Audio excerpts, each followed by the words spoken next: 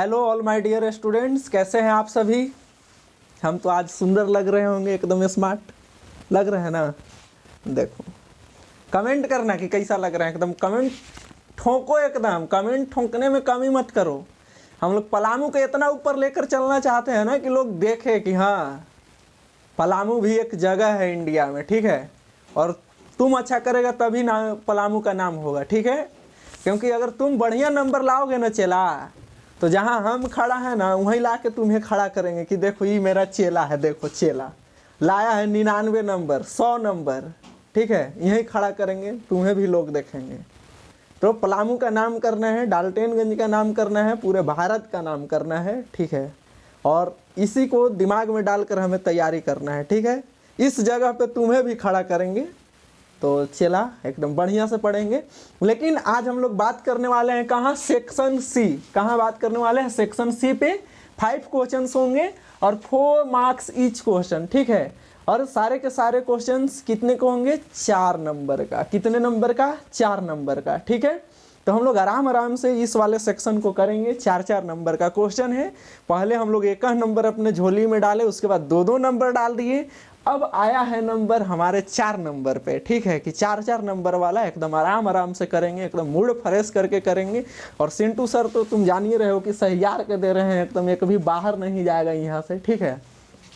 तो देखो question number 51 पे चला, कल 50 तक हम लोग बात कर लिए थे, ठीक है। तो क्वेश्चन नंबर 51 में देखो क्वेश्चन बोल रहा है कि प्रूफ डेट, 2 खामा खड़ा कर दिया, बीच में डाल दिया है, ठीक है। क्या देखो आर्बिट्ररी कांस्टेंट है, वेरिएबल वाई है। तो यह है एक डिटर्मिनेंट चला, क्या है, डिटर्मिनेंट है। और बोल रहा है कि this determinant is equal to आप प्रूफ कीजिए के स्क्वायर ब्रैकेट में 3y + k। ऐसा हमें प्रूफ करना है हम सबको, ठीक है। चलो आ जाओ मिल के इस काम को करते हैं, एकदम देखना ध्यान से। तो चला चलते हैं LHS से। किधर से चलते हैं, LHS से, ठीक है। तो LHS क्या है हमारे पास, LHS थोड़ा मोटा चलने वाला ले रहे हैं, चला मज़ा आता है लिखने में। LHS है हमारे पास y + k, y यहाँ भी है y, इधर है y + k, इधर है y और इधर है y + k, ठीक है। चला यह LHS है। अब डिटर्मिनेंट में हम लोग जानते हैं ना कि किसी भी रो ज़रूरत के हिसाब से किसी भी 2 रो को, किसी भी 2 कॉलम को, ठीक है, हम लोग आपस में जोड़ सकते हैं। 2 कॉलम हो गया, 3 कॉलम हो गया, 3 रो हो गया, ज़रूरत पड़ने पे सबको हम लोग जोड़ते हैं, ठीक है। तो देखो अब हम इसे क्या करें कि हम यहाँ तक पहुँच सकते हैं। मेरा मंजिल यह है, मेरा मंजिल यह है। तो देखो अगर चला तुम बताओ कॉलम नंबर 1 में कॉलम 2 और कॉलम 3 को लाकर हम जोड़ दें, या रो नंबर 1 में रो नंबर 2 और रो नंबर 3 को ले जाकर जोड़ दें, तो क्या मिलेगा, देखो हम लोग देखते हैं। तो हम ऐसा करते हैं कि चलते हैं रो नंबर 1 से चला और कर देते हैं R1 + R2 + R3, R1 + R2 + R3। मतलब रो नंबर 1 में हम क्या कर रहे हैं, रो नंबर 2 को जोड़ रहे हैं, रो नंबर 3 को भी ले जाके जोड़ रहे हैं, ठीक है। तो देखो जोड़ के देखो क्या मिलता है। तो ये हमें मिल जाएगा, देखो जोड़ो इधर ले जाके, तो इसको और इसको इसमें जोड़ेगा तो ऐसे जोड़ देगा। हम पूरा करके बता दे रहे हैं, y + k है वहाँ पे, इसको ले जाकर जोड़ेंगे तो +y हो जाएगा, इसको भी ले जाकर जोड़ेंगे तो +y हो जाएगा, ठीक है। अब यहाँ पर इन दोनों को जोड़ो तो ये क्या हो जाएगा, y प्लस में y + k प्लस में ये वाला जोड़ दो y, ठीक है। अब इसमें जोड़ो तो y फिर y और y + k, ठीक है। ऑपरेशन की देखो कहाँ हो रहा है, R1 में ले जाकर हम जोड़ रहे हैं, ठीक है। इधर कुछ नहीं करना है, ये सब जैसे है R2 और R3 वैसे ही लिख दो। तो यह क्या है चला, y, यहाँ भी y है, कॉलम नंबर 2 में लिखो y + k और इसके नीचे y लिख दो। कॉलम नंबर 3 में आ जाओ, यहाँ y है, यहाँ y + k है, y + k है, ठीक है। अब चला ध्यान देना इधर मेरे बातों पे, यहाँ आ जाते हैं। तो अब यहाँ पे देख लो, यहाँ जोड़ो, देखो y y y, 3 गो y हो गया चला, तो यहाँ हम लिख देंगे 3y, ठीक है, 3y और प्लस में k है, प्लस में क्या है, k है। इसमें भी y y y, 1 2 3 गो y, तो यहाँ भी लिख देंगे 3y प्लस में k। इसमें देखो 1 2 3 y, तो यहाँ भी लिख देंगे 3y प्लस में k, ठीक है। और बाकी नीचे वाला में NCC नो छूछा, ठीक है। तो यहाँ देखो y प्लस के y, ठीक है। यहाँ भी हमारा क्या है, y प्लस के है चला, ठीक है। अब तुम ध्यान दो कि हम इसमें क्या कर सकते हैं, ध्यान दे दो। तो यहाँ पर देखो रो नंबर 1 से, देखो रो नंबर 1 में क्या है कि सब एक जैसा है कि नहीं है। तो हम इसको क्या कर देंगे, कॉमन कर देंगे। क्या कर देंगे चला, कॉमन। तो चलो हम लोग इसको कॉमन खींच लेते हैं कि क्या होगा, है ना। आराम आराम से कॉपी पर लिखते चलो, तुम भी जैसे समझा रहे हो उस तरीके से। हाँ चला, तो अब आ जाओ इधर, हम कॉमन कर रहे हैं क्या, तो यहां लिख दोगे तुम टेकिंग कॉमन, टेकिंग कॉमन। क्या कॉमन है, तो यहाँ 3y प्लस के, 3y प्लस के किधर से कॉमन है चेला, तो फ्रॉम रो नंबर 1 से। कहाँ से है, रो नंबर 1 से। तो रो नंबर 1 से 3y प्लस के हमें कॉमन लेना है, तो 3y प्लस में के, ठीक है। तो यहाँ से जब ये बाहर निकल गया तो क्या बचा, 1। यहाँ से ये भी बाहर आया, क्या बचा, 1। यहाँ से ये भी बाहर आया चला, क्या बच गया, 1 बच गया। कोई परेशानी नहीं हुआ होगा अभी तक, होना भी नहीं चाहिए। अब इसके नीचे क्या है, y। अब यहाँ देख लो कॉलम नंबर 2 में y प्लस के, यहाँ भी है y, यहाँ देख लो क्या है y, और यहाँ क्या है y प्लस के है, y प्लस के, ठीक है। अब चला तुम एक ध्यान देना, डिटर्मिनेंट जब सॉल्व करेगा ना, तो उस डिटर्मिनेंट में किसी भी रो या किसी भी कॉलम में सारे के सारे एलिमेंट अगर 1 1 हो जाए तो मूड फ्रेश हो जाता है फिर। अब तो गेल थू काम सही। कैसे, 1 1 होने के बाद बहुत ज़्यादा खुश हो जाओ कि अब हम बना चुके हैं। कैसे, तो किसी भी 2 गो को हम 0 बना देंगे। क्या कर देंगे, 0। देखो कैसे 0 बनेगा, सपोज करो हमें इससे 0 करना है, तो ये कौन में है, 1, C1 कॉलम नंबर 1 में। तो हम यहाँ लिखेंगे C1 कॉलम नंबर 1, और जो यहाँ लिखेगा तुरंत एरो के बाद यहाँ भी लिखेगा, तो यहाँ लिखो C1। और C1 में अगर हम इसको घटा दें C2 को, तो क्या हो जाएगा चला, 1 ये वाला में 1 में ये घटा देंगे तो 0 हो जाएगा। अब इसको भी 0 करना है, तो ये किस में है, C2 कॉलम नंबर 2 में। अगर हम कॉलम नंबर 2 में कॉलम नंबर 3 को घटा दें, ठीक है, तो क्या हो जाएगा, ध्यान दो। तो ये वाला तो लिखेंगे इधर ना 3y प्लस के। हाँ, तो यहाँ देखो C1 माइनस C2, इसमें इसको घटा रहे हैं, इसमें इसको घटा रहे हैं, तो घटाओ 1 माइनस 1, ये ला के इधर घटेगा, 0 हो जाएगा। अब ए वाला इसमें घटेगा, देखो ये वाला जब इसमें घटाएगा तो y तो कट जाएगा हमारा, बचेगा क्या, माइनस के, क्योंकि माइनस दोनों में न जाएगा, तो यहाँ बच जाएगा माइनस के, ठीक है। अब इसमें इसको घटाएगा तो y माइनस y यहाँ 0 हो जाएगा चला, क्या हो जाएगा, 0 यहाँ पर भी हो जाएगा, ठीक है। अब C2 में C3 को घटा रहे हैं, यानी इसमें इसको घटा रहे हैं, तो यहाँ 1 माइनस 1 करेगा, देखो 1 माइनस 1, तो यहाँ 0 हो गया, ठीक है। अब इसमें इसको घटाओ, इस वाले y को, तो माइनस y प्लस y खत्म, तो यहाँ बच गया k, ठीक है। अब इसमें इसको घटाओ, तो इसको घटाएगा तो y में से y घट गया, और माइनस एंट्री लेगा ना इसमें, तो ये हो जाएगा माइनस के, क्या हो जाएगा, माइनस के, ठीक है। अब तो यहाँ पर क्या बच जाएगा, कॉलम नंबर 3 हमारा 1 y और y प्लस के, ऐसा हो गया। तो अब देखो हमारा रो नंबर 1 में या कॉलम नंबर 1 में 2 एलिमेंट 0 है, 2 एलिमेंट कैसा है, 0 है। तो हम किसी को एक को एक्सपेंड कर देंगे, हम आंसर के पास, मंजिल के पास पहुंच जाएंगे, ठीक है। तो ध्यान दो कैसे हमें बाहर निकालना है।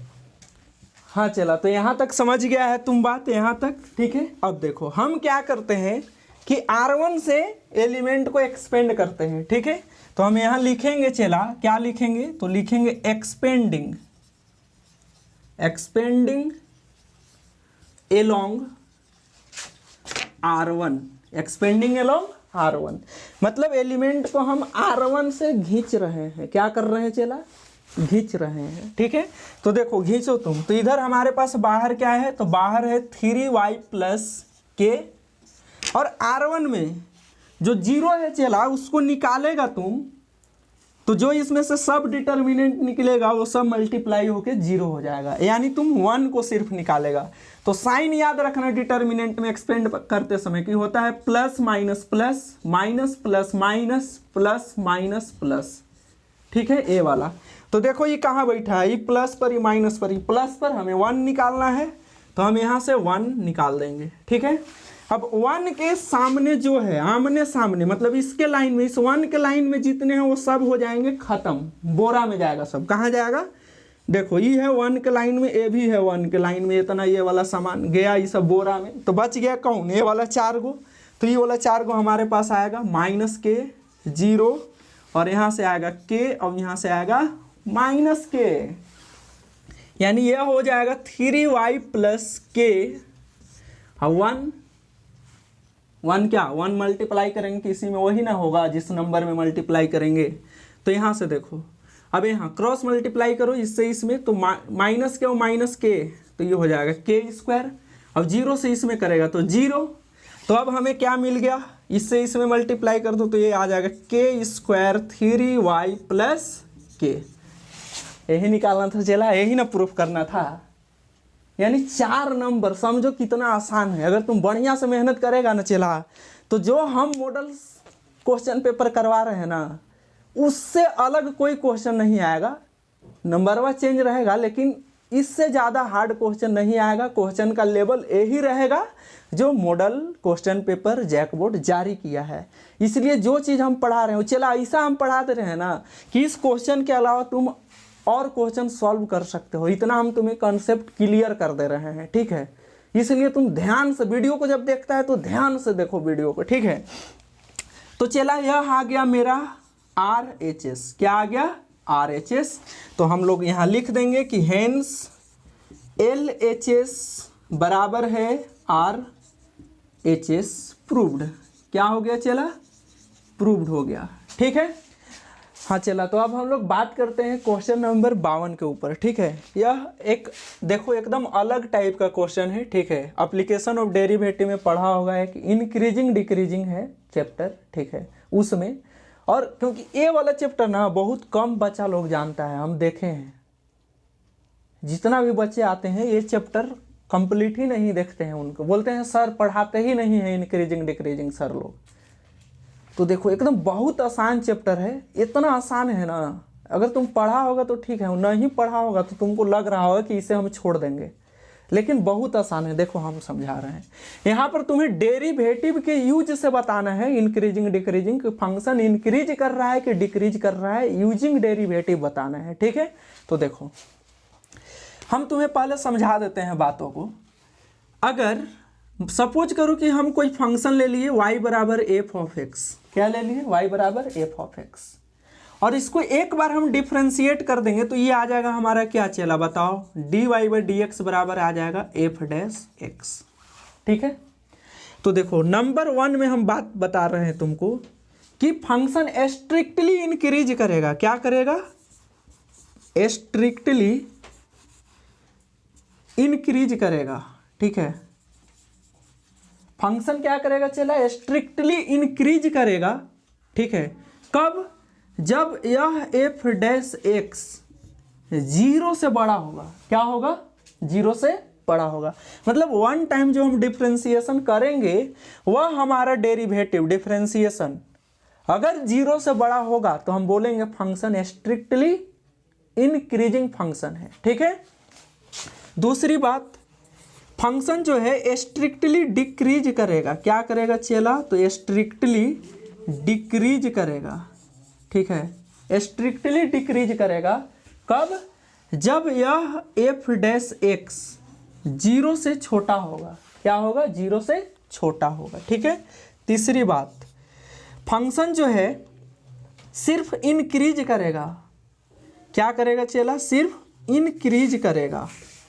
ठीक है, कब इंक्रीज करेगा? जब हमारा यह एफ डैश एक्स 0 से बड़ा और बराबर होगा, 0 से बड़ा और बराबर होगा। ठीक है, चौथी बात, फंक्शन डिक्रीज करेगा, only decrease, not strictly decrease. ठीक है, तो यह डिक्रीज करेगा कब? जब यह हमारा एफ डैश एक्स 0 से छोटा और बराबर होगा। कैसा होगा? 0 से छोटा और बराबर होगा। ठीक है, तो ये 4 बात तुम याद रखेगा। ठीक है, इंक्रीजिंग डिक्रीजिंग तुमसे बन जाएगा। ठीक है, और नहीं तो अब नहीं पढ़ा होगा बेसिक से पूरा चैप्टर को, तो हम क्या कर सकते हैं। ठीक है, तो जो भी अब लोग आएंगे उन्हें बोलो, अगर तुम्हारा कंप्लीट नहीं होगा कि अच्छे ढंग से तुम कंप्लीट करो अच्छे जगह पे जाके। ठीक है, तो देखो इस बात को तुम याद रखेगा, इसी से ये क्वेश्चन मेरा बन जाएगा। तो देखो अब बनाते हैं इस क्वेश्चन को, कैसे है। हाँ, तो क्वेश्चन को देखो क्या है, पढ़ते हैं। बोल रहा है find the intervals in which the function given by F of X is equal to 2x³ minus 21x² plus 36x minus 4। ठीक है, अच्छा माइनस यहाँ 40 है। ठीक है, 40 है, माइनस 40 इज कैसा है? तो ये स्ट्रिक्टली इंक्रीजिंग, मतलब ये पूछ रहा है कि आप इस फंक्शन का इंटरवल निकाल के हमें बताइए। ठीक है, अंतराल निकाल के बताइए जिसमें यह फंक्शन स्ट्रिक्टली इंक्रीज करता हो। और बी नंबर में बोल रहा है कि ऐसा भी आप इंटरवल निकालिए, अंतराल निकालिए जिसमें यह फंक्शन स्ट्रिक्टली डिक्रीज करता हो। ठीक है, तो ध्यान दो, कुछ नहीं करना है, देखना एकदम आराम से हम तुम्हें बता देंगे और तुम सीख भी जाओगे। सबसे पहले तुम लाओ यहाँ एफ ऑफ एक्स क्या है मेरे पास, तो यह है 2x³ minus 21x² plus 36x minus 40 है। इसको 1 टाइम तुम डिफ्रेंशिएट कर लो, तो 1 टाइम डिफ्रेंशिएट करेगा तो ये क्या हो जाएगा? पावर तो बाहर आता है ना खुद के डिफ्रेंशिएशन में, तो 3 दूना 6 और पावर 1 कम हो गया। ये पावर बाहर आ गया, 21 दूना 42, पावर 1 कम हो गया। और 36x है तो x का 1 यानी सिंपल 36।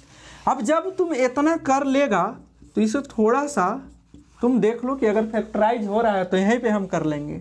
तो 6 हमारा कॉमन है, चला है, ले लिए, तो यहाँ हो गया x², 7 छक 42 और 6 छक 36 हो जाएगा। अब इसको हम क्या कर सकते हैं, तो देखो इसको गुणनखंड करो, 6x² माइनस 8x यानी -6 और -1 में इसको ब्रेक कर देंगे तो ये कैसा बन जाएगा? ये बन जाएगा x - 1 इंटू में x - 6। ठीक है, तो ये हमारा कुछ ऐसा मिल गया एफ डैश एक्स।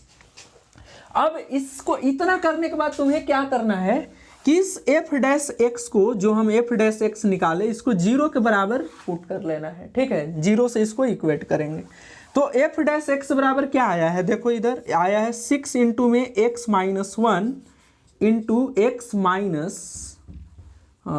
6 बराबर 0 हो जाएगा। तो ये तो 6 चला जाएगा 0 में ना, तो क्या निकलेगा? तो यहाँ से देखो इतना x - 1 बराबर 0 रखेगा तो x का वैल्यू 1 निकलेगा, और x - 6 बराबर 0 रखेगा तो x का वैल्यू 6 निकलेगा। यानी 2 पॉइंट हमें यहाँ से मिल गए। कितने पॉइंट मिल गए? 2 पॉइंट। ठीक है, तो अब ध्यान देना, हम यहाँ पर इसके बाद हम क्या करेंगे कि देखेंगे साइन स्कीम। क्या देखेंगे? Sign scheme. तो हम लिखेंगे कि सी साइन स्कीम। ठीक है, साइन स्कीम देखेगा तुम, साइन स्कीम फॉर किसके लिए? तो जो डिफ्रेंशिएशन किया है उसके लिए, एफ डैश एक्स के लिए, डेट इज अर्थात एफ डैश एक्स बराबर क्या आया है? तो 6 इंटू में x - 1 और x - 6, इसके लिए हम साइन स्कीम देखेंगे।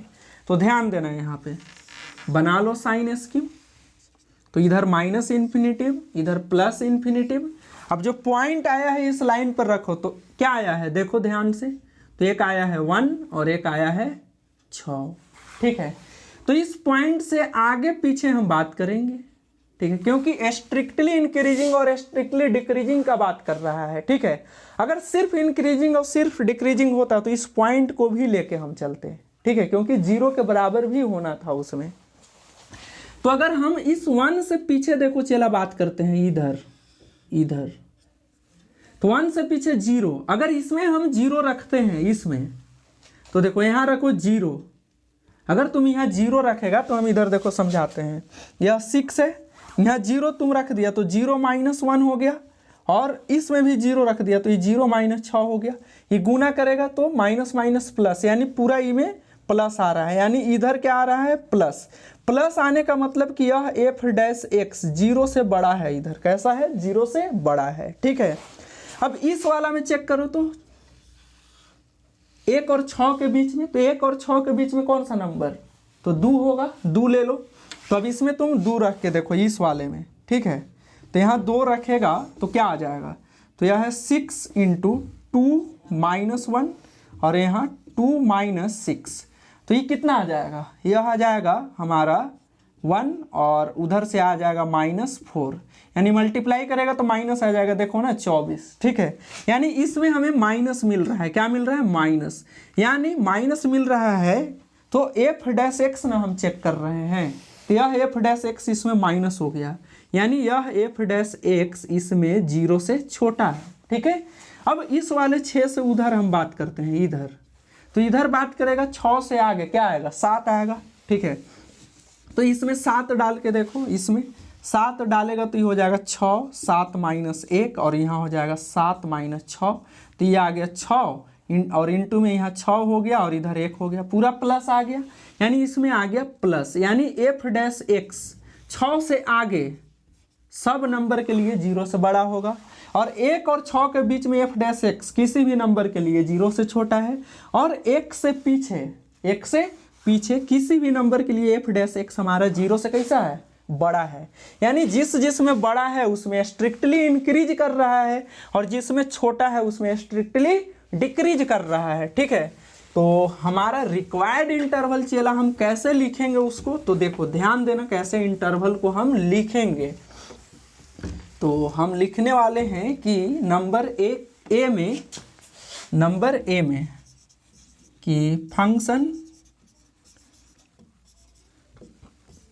f is strictly increasing, strictly increasing ना, तो स्ट्रिक्टली इंक्रीजिंग कहाँ हो रहा है, तो देखो -∞ से 1 तक किसी भी नंबर के लिए यह f' बड़ा है, यानी तुम लिखेगा स्ट्रिक्टली इंक्रीजिंग ऑन किस पर, कौन सा इंटरवल पर, तो -∞ से, इसको ऐसे पैक नहीं करेगा ना, इन्फिनेटिव कभी पैक नहीं होता है, और 1 से छोटा, तो यहाँ 1, ठीक है। और कहाँ पर यह बड़ा हो रहा है, तो 6 से बड़ा वाला सब नंबर पर, तो यूनियन यहाँ लेगा, यूनियन यहाँ लेगा, ओपन इंटरवल है ये सब ना, छोटा वाला ब्रैकेट ओपन इंटरवल है, ओपन इंटरवल लेगा, क्योंकि देखो ये सब छूट रहा है बिंदु इसका, एग्जैक्ट इस 6 पर नहीं बात है, इससे बड़ा पर, एग्जैक्ट इस 1 पर नहीं बात है, इससे छोटा पर या इसके बीच में, एग्जैक्ट उसको नहीं लेना है, इसीलिए ओपन है। तो 6 से लेकर इन्फिनिटिव तक, तो इन इंटरवल में यह फंक्शन f जो है दिया हुआ यह स्ट्रिक्टली इंक्रीजिंग है, ठीक है।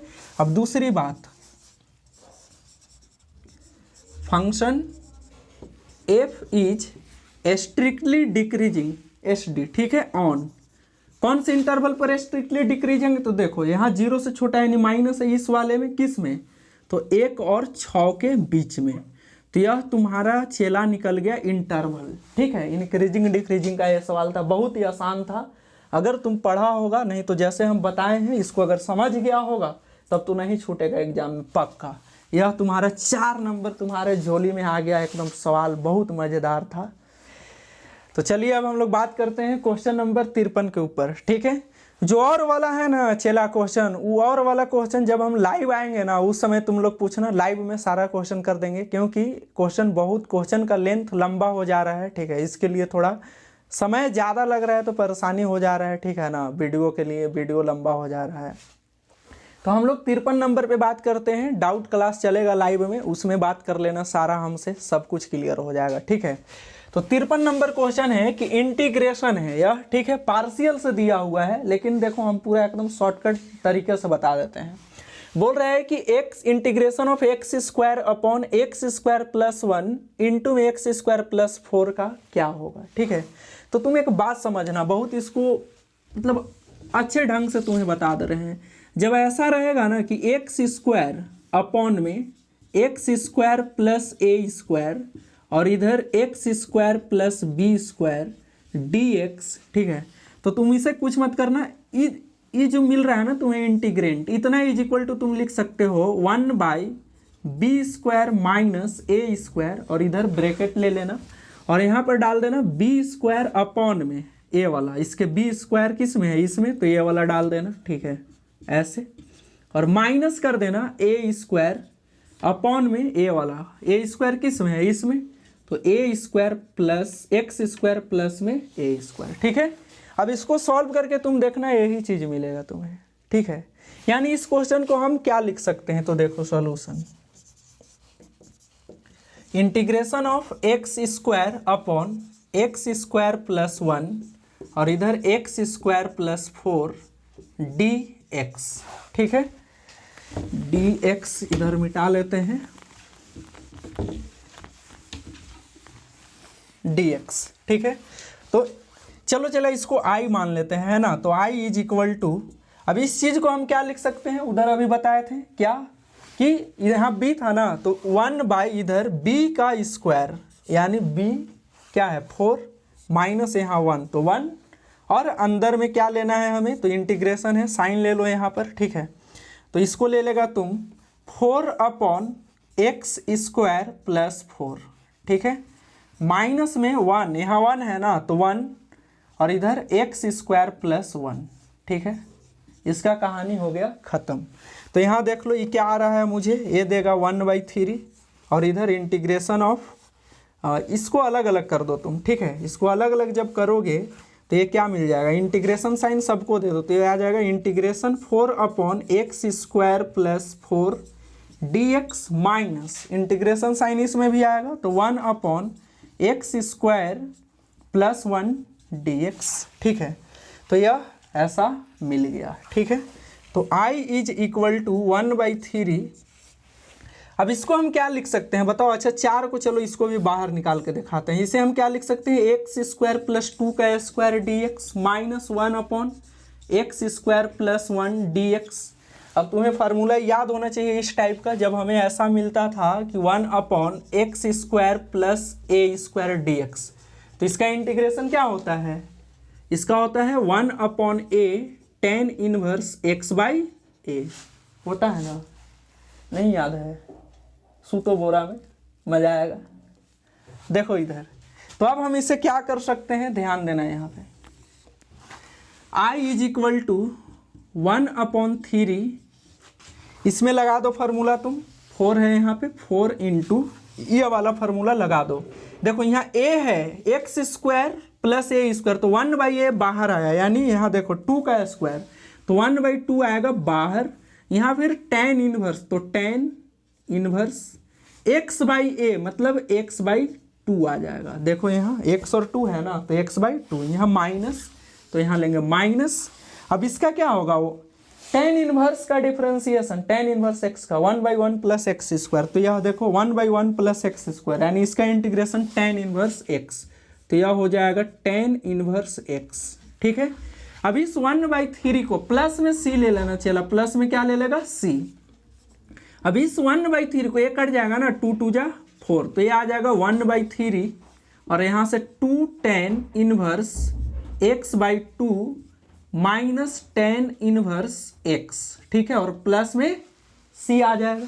अब इस 3 को तुम अंदर कर दो, तो ये क्या मिल जाएगा, 2/3 tan इनवर्स x/2 माइनस में tan इनवर्स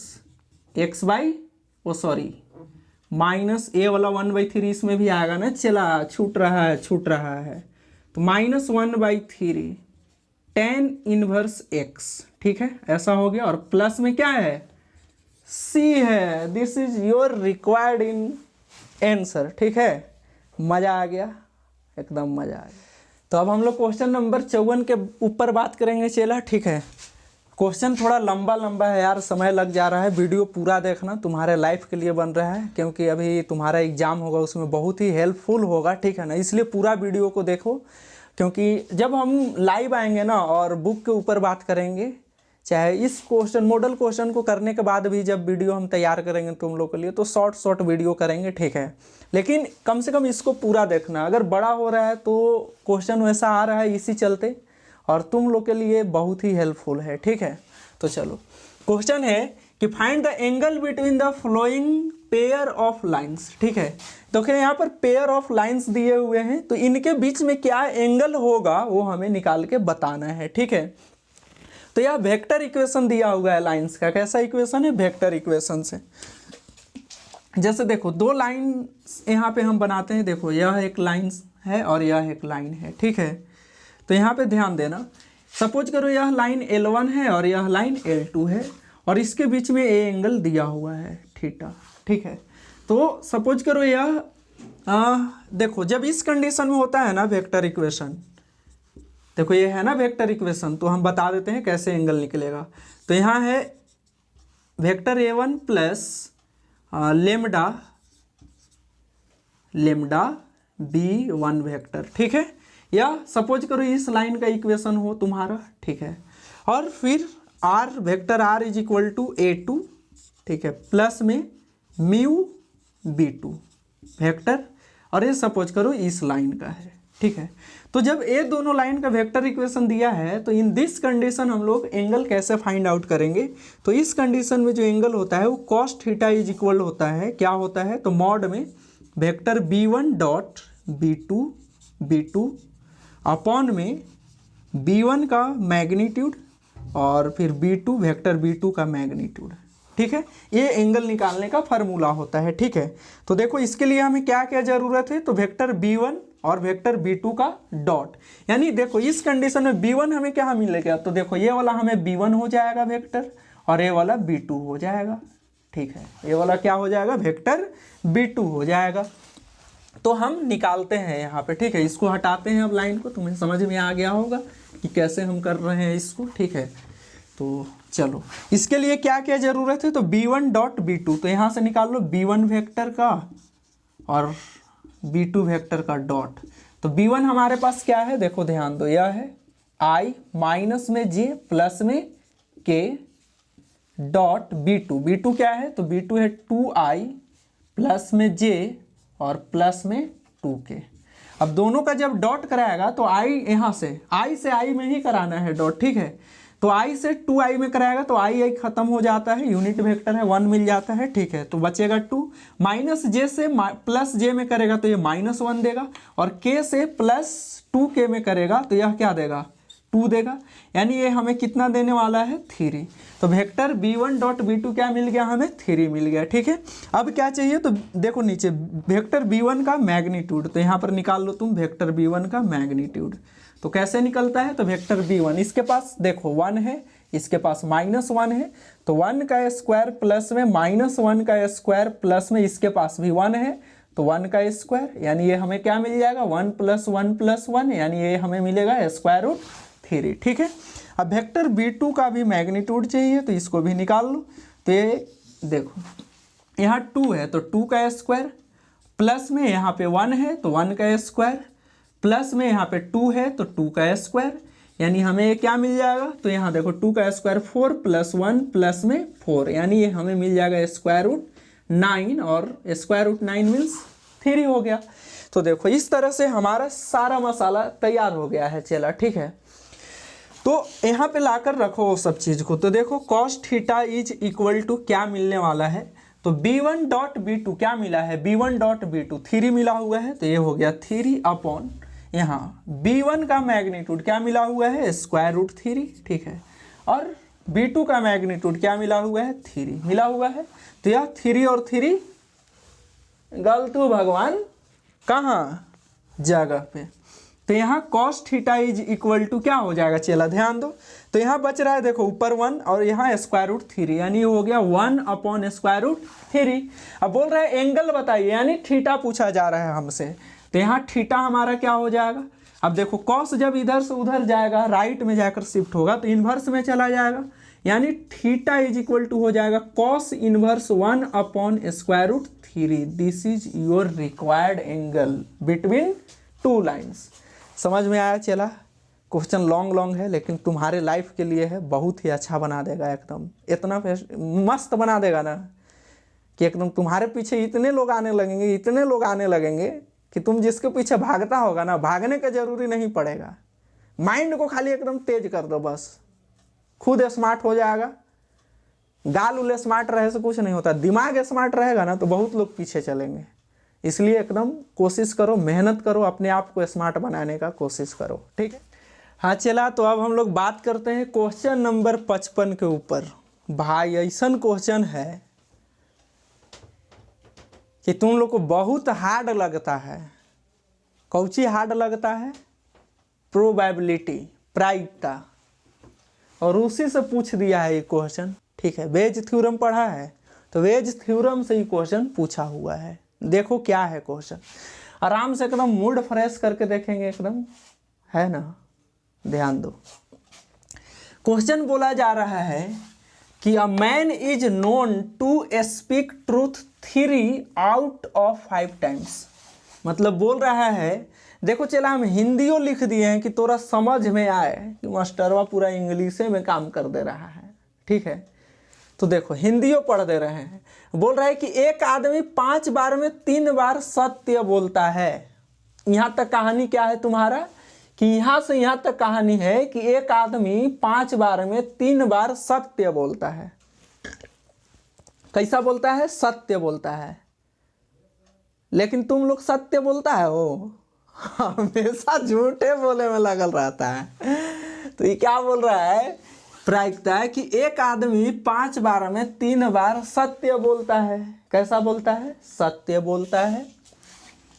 तब आगे बोल रहा है he throws a die and reports it is 1, ठीक है।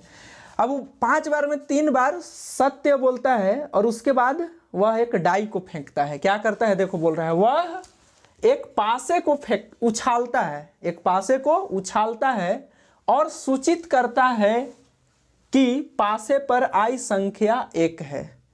रिपोर्ट कर रहा है ना, तो रिपोर्ट्स कर रहा है कि वो जब पासा उछाल रहा है ना, थ्रो कर रहा है, तो उस पासा पर जो नंबर आया वो 1 है, ठीक है। 5 बार में 3 बार सत्य बोल रहा है और एक पासा को उछाल रहा है, तो 3 बार में ही वो बोल रहा है ना सत्य कि जो आ रहा है वो 1 है पासा पर, ठीक है। तो आगे बोलता है कि प्रायिकता ज्ञात कीजिए कि यह अंक वास्तव में 1 है। तो पासा फेंकने के बाद वो बोल रहा है 5 बार में 3 बार कि 1 है। तब आगे बोल रहा है कि आप प्रायिकता आप बताइए कि वह वास्तव में 1 है। वास्तव में क्या है? 1 है। क्वेश्चन तो समझ गया होगा। देखो हाँ चला, तो अब इसको हम लोग चलो सॉल्यूशन स्टार्ट करते हैं, ठीक है। तो देखो क्वेश्चन एक बार और repeat. A man is known that speak truth 3 out of 5 times. बोल रहा है कि एक आदमी 5 बार में 3 बार सही बोलता है, सत्य बोलता है। He throw a die and reports that it is 1। और उसके बाद वह क्या करता है कि एक डाई को उछालता है, पासा को उछालता है और रिपोर्ट करता है कि वह 1 आया है। क्या आया है? वहाँ पर 1 आया है। तो बोल रहा है कि find the probability that it is actually 1। तो बोल रहा है कि आप प्रायिकता ज्ञात कीजिए कि वह जो पासा पे आया है वो एक्चुअली में 1 ही है, ठीक है, वास्तव में 1 है। तो हम देखो यहाँ मान लेते हैं कि यह एक इवेंट है। कैसा है? इवेंट है, घटना है। कैसा घटना है कि मैन, ठीक है, घटना है कि मैन रिपोर्ट्स डेट 1 अकर, ठीक है, in the throwing of die, ठीक है। हम मान ली कि यह एक घटना है। कैसा घटना है कि मैन रिपोर्ट कर रहा है कि 1 अकर हो रहा है, मिल रहा है उसको जब वह डाई को थ्रो कर रहा है, ठीक है। अब एक हम मान लेते हैं ए, ठीक है। हम इसको मान ले रहे हैं कि यह एक इवेंट ही है। क्या है? इवेंट। कैसा इवेंट है कि इवेंट डेट 1 अकर, ठीक है, 1 अकर, ठीक है। एक इवेंट मान ली कि यह 1 अकर कर रहा है, मतलब मिल रहा है, ठीक है। अब एक बी हम इवेंट मान ले रहे हैं कि वह नहीं मिल रहा है, यानी बी एक इवेंट है, ठीक है, event that one does not occur, ठीक है, वन डज नॉट अकर, ठीक है। तो हम एक बी इवेंट मान लिए, कैसा कि बी इवेंट ऐसा है कि वन जो है अकर नहीं हो रहा है, नहीं मिल रहा है पासे पे, ठीक है। तो देखो, तो अगर यह ए हम इवेंट माने हैं कि ए इवेंट डेट वन अकर, कि वन मिल रहा है, तो देखो एक पासा है ना, और इस पासा में क्या कितना नंबर होता है, तो 1 से 6 तक, 1 2 3 4 5 6 होता है। तो जब एक मिल रहा है उस पासा को उछालने पर, तो 6 नंबर में से 1 नंबर मिला, 1, ठीक है। अब बी हम मान लिए हैं कि बी एक इवेंट है, event that one does not occur, कि वो बी एक ऐसा इवेंट माने हैं कि एक नहीं मिलता है पासा उछालने के बाद, ठीक है। तो यानी प्रोबेबिलिटी ऑफ बी चला क्या हो जाएगा बताओ। तो देखो, अगर हम इसको उछाल रहे हैं, इसको, इस पासा को, तो बी गए तो 1 नहीं मिला, इसको छोड़ के कुछ और, पांचों में से कुछ और मिला, यानी पांचों में से कुछ और मिल सकता है ना, लेकिन है तो उसमें टोटल घटना 6 गो, तो 5/6 हो गया, ठीक है। चलो, तो अब हम क्या निकालते हैं, ये बोल रहा है कि man reports that one occur in the throwing of die, ठीक है। तो देखो, ये 5 बार में 3 बार सही बोलता है, 5 बार में 3 बार सही बोलता है, रिपोर्ट करता है कि 1 मिल रहा है, यानी प्रोबेबिलिटी ऑफ ई बाई ए क्या मिल जाएगा, तो 5 बार में से 3 बार वो सही बोल रहा है, तो यह चीज़ मिलेगा यहाँ से, ठीक है। और अगर बी के साथ निकालें कि कितना बार वो गलत बोल रहा है, तो probability of E by B क्या मिल जाएगा, तो देखो इतना बार सही बोल रहा है, तो गलत कितना बार बोल रहा है, तो 100 में से इतना खत्म, 100% में से, तो ये हो जाएगा 1 - 3/5, यानी कितना हो जाएगा, 2/5 हो जाएगा, ठीक है, 2/5 हो जाएगा। तो अब हम ये तो मसाला हम तैयार कर दिए, चला, लग रहा होगा तुम्हें टफ, ठीक है, प्रोबेबिलिटी अगर ढंग से नहीं पढ़ा होगा तो लग रहा होगा, हाँ चला, तो यहाँ तक समझ गया होगा, ठीक है। अब हम लोग इसके लिए यूज करना पड़ेगा वेज थ्योरम को, ठीक है, बाय वेज थ्योरम, ठीक है। तो हमें निकालना क्या है, क्या बताइए कि जो पासा पर आया नंबर वास्तव में 1 है, यानी हम ए को ना माने हैं, एक ऐसा इवेंट है कि 1 अकर करता है, यानी 1 मिलता है, ठीक है, 1 अकर। तो तुम निकालेगा probability of A by E. तो वेज थ्योरम क्या बोलता है कि जब ऐसा इसका तुम निकाल रहे हो, तो यह मिल जाएगा प्रोबेबिलिटी ऑफ ए इंटू में probability of E by A by, यही वाला चीज़ नीचे उतार दो, probability of A into probability of E by A, plus करेगा, अब इसमें जितना घटना है सब न लाएगा नीचे, और इन सारे घटना में से वो काम उतना हो रहा है ऊपर का। तो अब इधर कहाँ है, प्रोबेबिलिटी ऑफ बी इंटू में probability of E by B, ठीक है। तो प्रोबेबिलिटी ऑफ ए क्या है, 1/6 है, 1/6 है। प्रोबेबिलिटी ऑफ ई बाई ए क्या है, तो 3/5 है, अपॉन प्रोबेबिलिटी ऑफ ए है 1/6, 1/6 इंटू में प्रोबेबिलिटी ऑफ ई बाई ए है 3/5, 3/5, इसको हटा लेते हैं इधर से, 3/5 प्लस है प्रोबेबिलिटी ऑफ बी 5/6 इंटू में क्या है probability of E by B 2/5। चलो इतना तो हो गया। हाँ, तो अब इसको कैलकुलेशन आगे बढ़ाओ इसको, तो ये कितना हो जाएगा, ऊपर हो जाएगा 3, अब 6×5 = 30, काटना मत कि हम काट दिए 3 दूना 6, क्योंकि नीचे वाला एलसीएम हमें सेम मिलेगा ना। तो ये हो गया 3/30 प्लस यहाँ 5×2 = 10/30, यानी ये क्या हो जाएगा 3/30, और यहाँ से एलसीएम सेम है ना, तो एलसीएम सेम है तो तुम्हें डायरेक्ट नहीं देते हैं, 3 प्लस हो जाएगा 10/30, अब देखो ये 30 तो कट गया, तो आया मेरे पास क्या 3/30।